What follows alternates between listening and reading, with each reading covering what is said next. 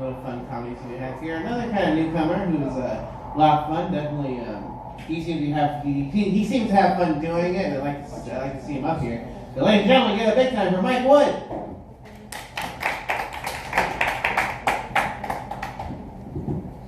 All right, give it up to Evan for hosting.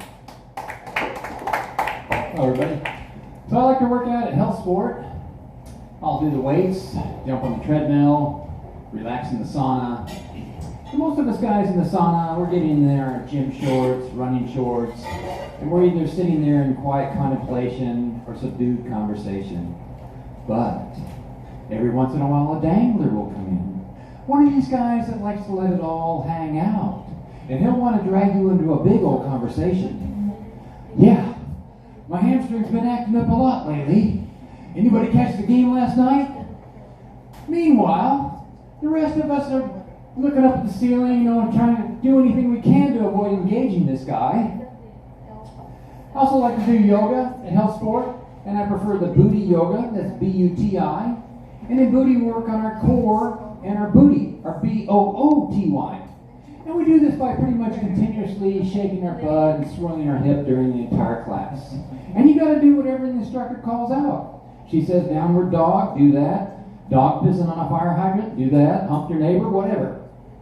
And I could probably take over the class at this point, because the main thing is about every 15 seconds you got to call out nice or awesome or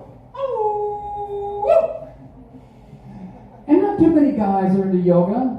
There's usually about 10 women for every single guy there. I've been in several classes where there's 20 women, and I'm the only guy there. Guys, those are pretty damn good odds. Any guy could score with those odds. Well, not me, but any of you guys that's a little more suave than I am could. I also like to do Zumba, Dance Fit, Dance Fusion, Dance Hall classes. Don't ask me what the difference is. They're all pretty much identical. And you got different call-outs in these classes. Instead of the nice and awesome, it's more like higher and larger, stronger, all that. And in these classes, you got about 80% of the people going one direction, 20% of the people are going the other direction, and there's always one or two that are just wandering around kind of aimlessly. They don't have the slightest fucking idea what they're doing. And you want to find a place in one of these classes where you can see the instructor so you can kind of follow the routine. But if you can't see the instructor, at least get behind somebody that knows what they're doing. And as luck would have it, I end up behind this ballerina. Well, she might not be a real ballerina, but compared to the rest of the class, she's a fucking ballerina. So we'll do this move, and it requires kicking your leg out and back, and you got to do it pretty quickly because you got to turn around and do the other side a minute later, and a second later. And a lot of the class, they don't have that much energy. All they can do is just slide their leg up and back. And most of us are kicking up and back. But this ballerina, she can slow time down, bring her leg way out, do this long, graceful arch all the way to the back, bring it back in, all faster than the rest of us can do this. And a little bit later, the next move just calls for kicking your leg up pretty much as high as you can. Again, some of the class, all they can do is slide their leg out. The rest of us, we're kicking part way. But the ballerina does this long, graceful kick, brings her leg way up, passes her head, goes halfway to the gym ceiling before it comes on back down, all faster than the rest of us can do this. And I'm not that good in Buti or any of these dance classes. And one of the reasons is they require just continuously shaking your butt. And as you can see, I basically have no ass, so I have nothing to shake.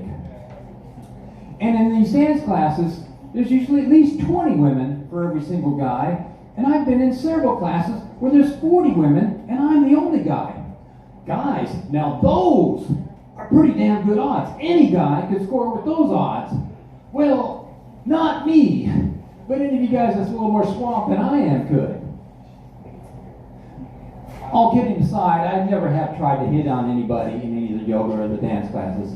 I probably should, because I probably have more luck finding a healthy, fit person there than I have through the Plenty of Fish dating app. Just to give you an idea, I went on a date 2 weeks ago, found this woman on Plenty of Fish, and she put her body in the body category as athletic, said she was into yoga and hiking.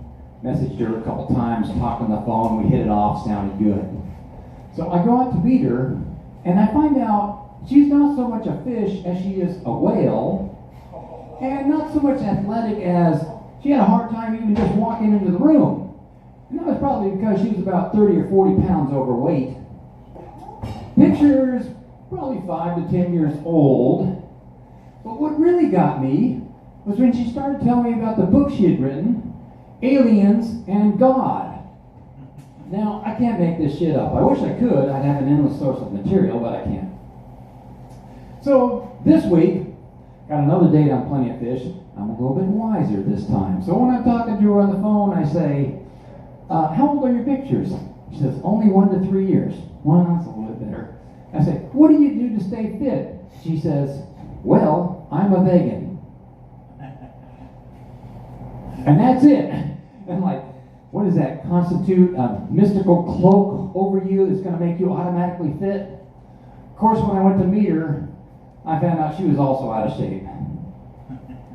So as you can probably guess, I'm going to see both women tomorrow night for a three-way. Not.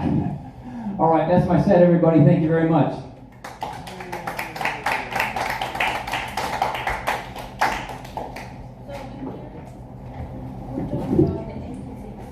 My good, everybody.